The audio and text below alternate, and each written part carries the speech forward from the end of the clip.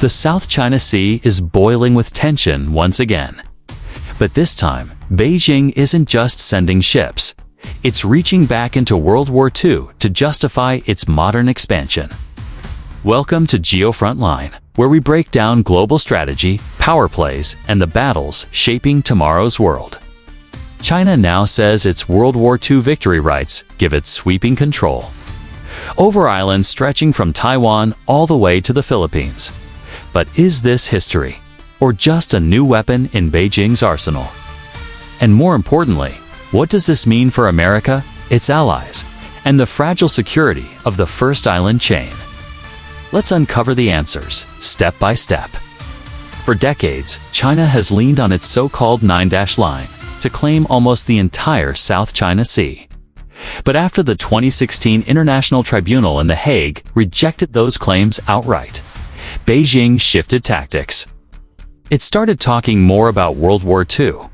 Old wartime declarations like Cairo and Potsdam, where Japan was ordered to surrender seized territories, are now being reframed by Beijing as proof that vast areas of sea and land belong to China. But here's the catch. Those documents were political statements, not legal treaties. They never granted China exclusive rights over Taiwan or the South China Sea. So why revive them now? The suspense here is critical. Beijing isn't chasing law, it's chasing legitimacy.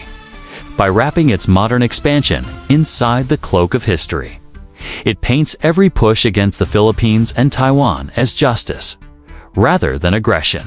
Now, let's look at what's really happening on the ground, or rather, at sea.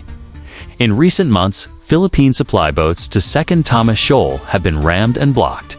Chinese water cannons have battered crews. At Scarborough Shoal, Manila has faced constant harassment from larger Chinese Coast Guard vessels.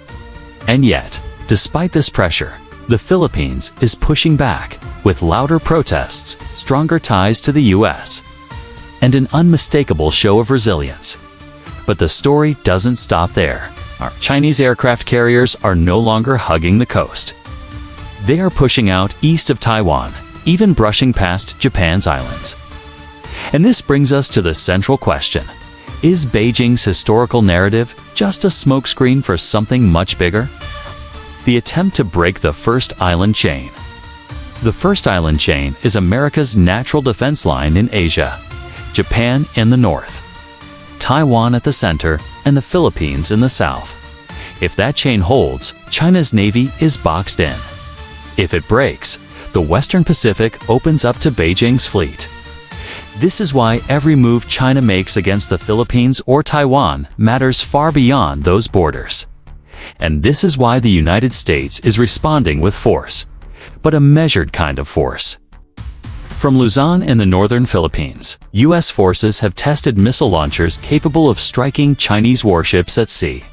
New defense agreements allow American troops to rotate through key Philippine bases. Meanwhile, Japan is upgrading its own missile defenses, and Australia is joining joint drills across the region. All these moves form one message. The first island chain will not fall easily. But here's the suspense you've been waiting for. Can the US and its allies hold this line without triggering an outright war?